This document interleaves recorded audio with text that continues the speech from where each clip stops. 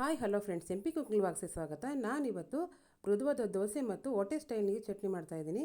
ಇದಕ್ಕೆ ಒಂದು ಬಟ್ಲು ಹೆಸರು ಕಾಳು, ಒಂದು ಬಟ್ಲು ಕಡಲೆ ಬೀಜ, ಒಂದು ಬಟ್ಲು ರೇಷನ್ ಅಕ್ಕಿ ಕೂಡ ತಗೊಂಡಿದ್ದೀನಿ. ಇದನ್ನು ಕ್ಲೀನಾಗಿ ತೊಳ್ಕೊತೀನಿ. ನೀಟಾಗಿ ತೊಳ್ಕೊಂಡಿದ್ದೀನಿ. ಇದನ್ನೊಂದು 6 ಅವರ್ ನೆನೆಯಕ್ಕೆ ಇಡ್ತೀನಿ. ಈಗ ನೆಂದಿದೆ ಇದು.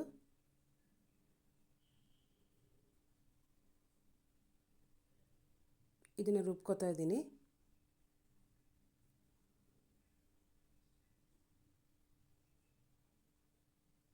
ತುಂಬ ಸ್ಮೂತಾಗಿ ರುಬ್ಕೋಬೇಕು. ಇದನ್ನು ರುಬ್ಬಿದ್ದೀನಿ. ಈಗ ಒಂದು ಪಾತ್ರೆ ಹಾಕ್ಕೋತಾ ಇದ್ದೀನಿ. ನೀಟಾಗಿ ಮಿಕ್ಸ್ ಮಾಡ್ಕೋತೀನಿ.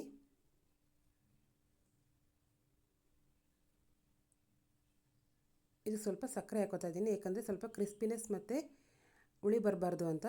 ಯಾವುದೇ ರೀತಿ ಸೋಡಾ ಹಾಕೋತಾ ಇಲ್ಲ ಇದಕ್ಕೆ. ಇದನ್ನು ಒಂದು ನೈಟ್ ನೆನೆಯಕ್ಕೆ ಬಿಡ್ತೀನಿ. ಹಾಗೆ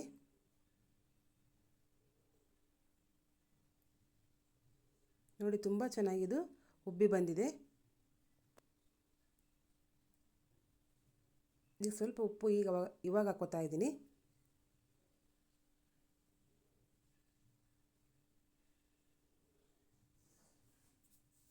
ಅದು ಮಿಕ್ಸ್ ಮಾಡಿ ಇನ್ನು ಕಡೆ ತೆಗೆದಿಟ್ಕೊತಾ ಇದ್ದೀನಿ.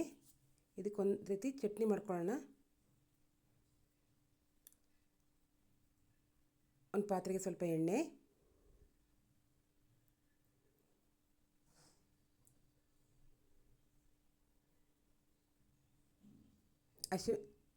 ಕೊತ್ತಂಬರಿ ಸೊಪ್ಪು, ಹಸಿಮೆಣಸಿನ್ಕಾಯಿ ತುಂಬ ಚೆನ್ನಾಗಿರುತ್ತೆ ಫ್ರೆಂಡ್ಸ್. ನೀವು ಒಂದ್ಸಲ ಟ್ರೈ ಮಾಡಿ ನೋಡಿ. ಜಾರ್ಗೆ ಕಡಲೆ, ತೆಂಗಿನಕಾಯಿ, ಶುಂಠಿ, ಹುಣಸೆಹಣ್ಣು, ಹುರಿದಿರೋಂಥ ಪದಾರ್ಥಗಳು, ಸ್ವಲ್ಪ ಉಪ್ಪು.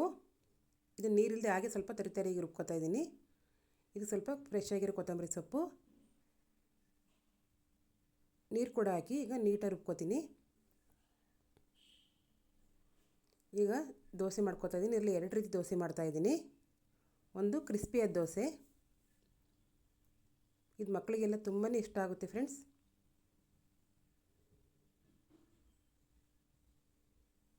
ಇದೊಂದು ರೀತಿ ದೋಸೆ, ಕ್ರಿಸ್ಪಿಯಾಗಿ ಮಾಡಿದ್ದೀನಿ. ಇದನ್ನು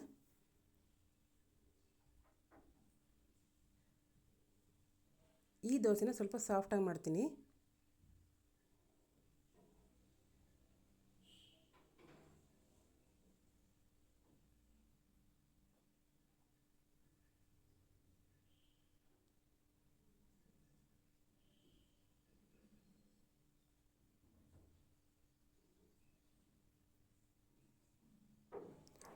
ಚಟ್ನಿ ಕೂಡ ರೆಡಿ ಆಯಿತು.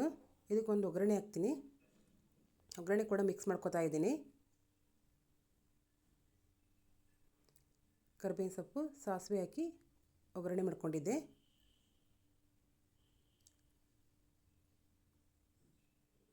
ನೋಡಿ ಫ್ರೆಂಡ್ಸ್, ಹೇಗಿದೆ. ನೀವು ಒಂದ್ಸಲ ಟೇಸ್ಟ್ ಮಾಡಿ ನೋಡಿ. ನೀವು ಕೂಡ ಒಂದ್ಸಲ ಟ್ರೈ ಮಾಡಿ. ನನ್ನ ಚಾನಲ್ಗೆ ಲೈಕ್ ಆ್ಯಂಡ್ ಸಬ್ಸ್ಕ್ರೈಬ್ ಮಾಡಿ.